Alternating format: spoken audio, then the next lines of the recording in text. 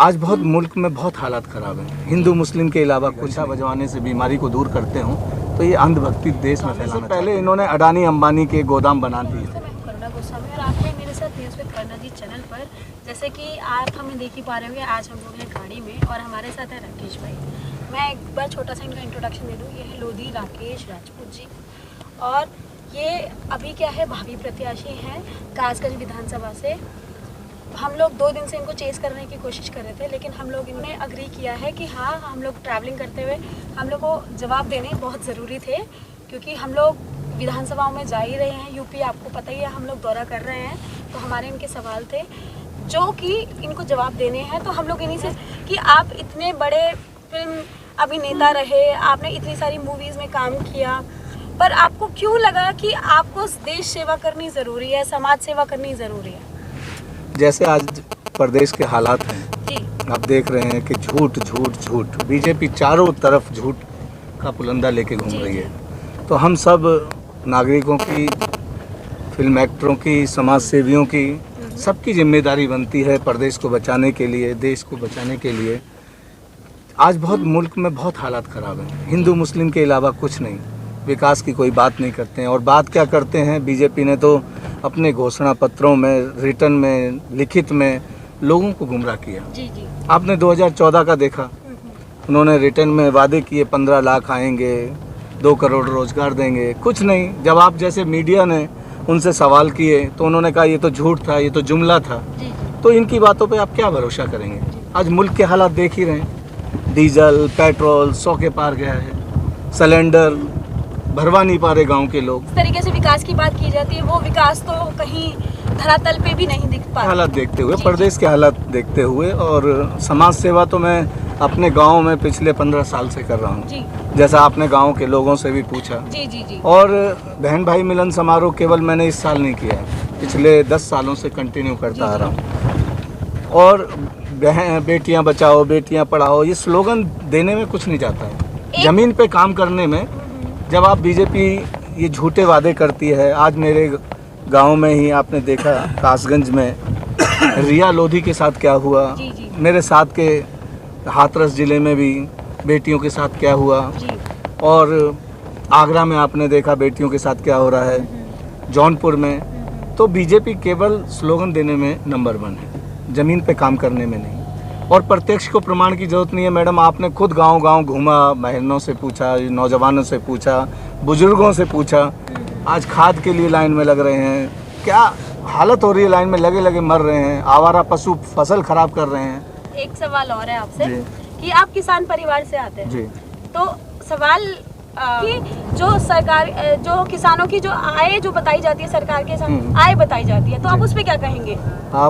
आप एक चीज़ देखिए, जी। किसानों की हालत क्या है, जी बद से बदतर होती जा जी रही जी है। जी। किसान परिवार से हूँ और मैं तो खुद आंदोलनों में रहा, जी। नोएडा पे चिल्ला बॉर्डर पे बैठा, जी जी। और केवल सुविधाएं नहीं भिजवाई मैंने, मैं खुद उस धरने में बैठा था। अच्छा। और मुझे मालूम था कि किसान है तो हिंदुस्तान है, जी जी। और किसान के साथ अन्याय हो रहा है तो देश के साथ अन्याय हो रहा है। और ये लोकतंत्र में ये अच्छी बात नहीं है कि आप किसानों को दबा रहे हैं, किसानों को खालिस्तानी कह रहे हैं, पाकिस्तानी कह रहे हैं, आतंकवादी कह रहे हैं। और धरने के दौरान करीब 700 साढ़े 700 किसान शहीद हो गए, और ना बीजेपी सरकार का कोई विधायक, ना सांसद, ना मंत्री, ना मुख्यमंत्री, ना प्रधानमंत्री, किसी ने भी अपनी संवेदनाएं व्यक्त नहीं की। तो इससे ये पता चलता है कि ये लोग संवेदनहीन सरकार है, केवल वोट चाहती है और उनकी समस्याओं का समाधान नहीं चाहती है।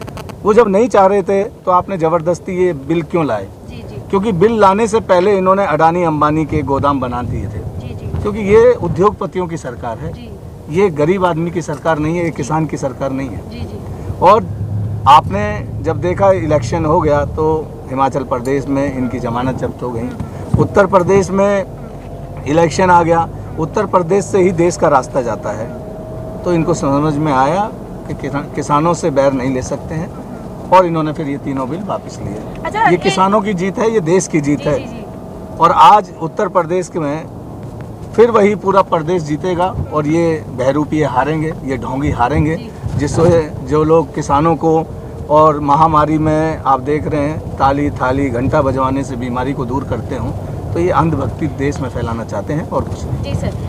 देखो, अकेला चना बाहर नहीं फोड़ सकता। जी जी जी मेरे ठानने से नहीं होगा। जी ये तो पूरी विधानसभा के लोगों ने ठान लिया जी है जी कि बीजेपी को भगाना है, जी अखिलेश भैया को लाना है जी और प्रदेश में परिवर्तन है, इसमें कोई दो मत नहीं है। जी आप देख रहे हैं अखिलेश भैया जहाँ जहाँ जा रहे हैं वहाँ लाखों की भीड़ में जनसंख्या उनको समर्थन करने के लिए आ रही है। चाहे वो बुंदेलखंड में हो, जौनपुर में हो, मेरठ में हो, कहीं भी आप जाइए। और ये तो एक अलग बात हो गई, आप गांव-गांव खुद घूम रहे हैं, जी जी जी बहनों से बात कर रहे हैं, जी, जी, बेटियों से बात कर रहे हैं, बुजुर्गों से बात कर रहे हैं, जी। नौजवान से बात कर रहे जी। हैं, अलग अलग जातियों के लोगों से भी बात कर रहे हैं। जी जी जी। सब लोगों का एक ही है हम्म। कि इस बार अखिलेश भैया को मुख्यमंत्री बनाना अरे है। तो वो तो कह रहे हैं कि लोग यहाँ पे कि यूपी में जो है अगर हम पुलिस की बात करें तो बहुत भयावह स्थिति है पुलिस की। तो पुलिस की जो स्थिति इतनी भयावह है तो उसके लिए आप कैसे कार्यरत रहेंगे या उस तरीके वो लोगों के सॉल्यूशंस कैसे किए जाएंगे उसके? देखिए, पुलिस जो है वो शासन के अनुसार चलती है। जी शासन जैसे कहेगा जी वैसे पुलिस काम करेगी। जी जी। और आप देख ही रहे हैं, तो पहले ऐसे मुख्यमंत्री हैं जिनके ऊपर सैकड़ों की तादाद में मुकदमे थे, जी। पहले मुख्यमंत्री हैं जी। जिन्होंने मुख्यमंत्री होते हुए अपने जो मुकदमे थे वापस ले लिए। तो प्रदेश का ऐसा मुख्यमंत्री होगा तो क्या शासन प्रशासन चलेगा। हमें ये और पूछना था क्योंकि खास तौर से अभी अगर स्वच्छ भारत अभियान की बात करें तो हमने देखा और आपने भी हमारे साथ ही देखा कि बहुत बुरी स्थिति है। तो अगर हम इज्जत घरों की बात करें तो वहाँ पर तो गेट भी नहीं है। आप उस पर क्या बोलेंगे? अब इसमें मेरे जवाब देने की गुंजाइश कहाँ बची है, क्योंकि आप ही ने जवाब दे दिया। जी जी इज्जत घर बना दिए गए और घोटाले कर लिए गए और उन पे गेट तक नहीं है, जी। तो उस इज्जत घर में बहन बेटी क्या करने जाएंगी अगर उसमें गेट नहीं होगा तो अब ये बताइए, क्योंकि हम लोग जा रहे हैं, हम घर घर में जा रहे हैं, हम लोगों से बात कर रहे हैं, लेकिन आप ये बताइए कि आप यूपी के खास तौर से अगर हम बेरोजगारी की बात करें बहुत बुरा हाल है, तो उसमें क्या सॉल्यूशन लेके आएंगे? कोई थोड़ा सा कि लोग भी जान ले कि थोड़ा सा आपने कुछ प्लानिंग कर रखा हो? क्या नहीं, इसमें कोई दो मत नहीं है। बहुत सारी योजनाएं हैं जी जी और वो चीज़ें हम आपसे अभी शेयर नहीं कर सकते हैं, क्योंकि ये जो बीजेपी सरकार है इनके पास कोई योजनाएं नहीं है। जी। और अखिलेश जी ने जो इनको पहले बताए भी, तो इन्होंने वो कार्य अपना, जैसे आपने मालूम है, री उद्घाटन कर रहे जी, हैं, योजनाओं का उद्घाटन कर रहे हैं। इनके पास कुछ है ही नहीं ना, नीति नहीं है, दिशा नहीं है, कुछ नहीं है इनके पास। कहने का मतलब एक लाइन में, जब अखिलेश जी आएंगे तो अखिलेश जी जब मुख्यमंत्री भी थे, आप देखेंगे तो उन्हें एक एक जिले के बारे में पता था। लेकिन जो मोदी लहर चली, मोदी लहर का मतलब जो झूठ की लहर चली, उसमें हमारे प्रदेश की जनता और देश की जनता गुमराह हो गई। पहले और- आप कांग्रेस में थे, जी अभी आप जो है सपा में हैं। जी। तो ये थोड़ा बताइए रीजन कि आपने कांग्रेस से सपा में जाने का क्यों?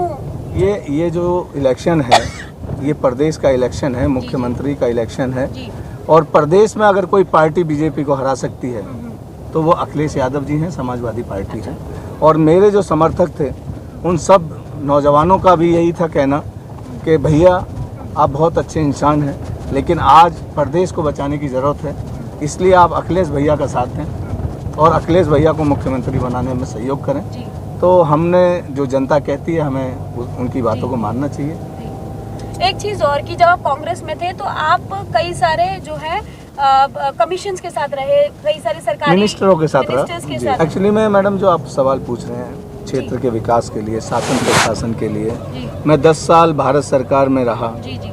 तमाम मंत्रियों के साथ काम किया, तमाम विभागों में काम किया, उसका अनुभव हुआ।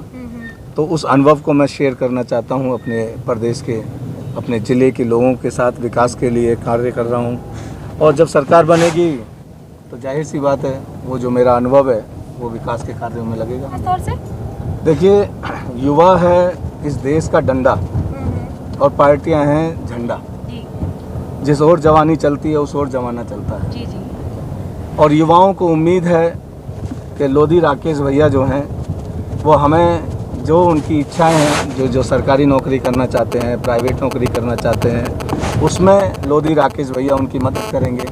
जो टैलेंटेड प्रतिभाशाली बच्चे हैं जी जो फिल्म लाइन में जाना चाहते हैं, बहुत अच्छे राइटर हैं, बहुत अच्छे स्टोरी राइटर हैं, लिरिक्स राइटर हैं, जी। बहुत अच्छे डांसर हैं, बहुत अच्छे एक्टर हैं। मतलब तो अब आप जो है यहाँ के बच्चों को उस साइड में भी लेके जाने की कोशिश करेंगे, आपका ये कहना है? हाँ बिल्कुल, अच्छा। जहाँ जहाँ हमारे गांव के, हमारे विधानसभा के, हमारे जिले के लोग हाँ हाँ जो प्रतिभाएं जिस क्षेत्र में जाना चाहती हैं हाँ हाँ। उसमें पहुंचाने का मैं पूरा प्रयास करूंगा उन्हें। अच्छा अच्छा।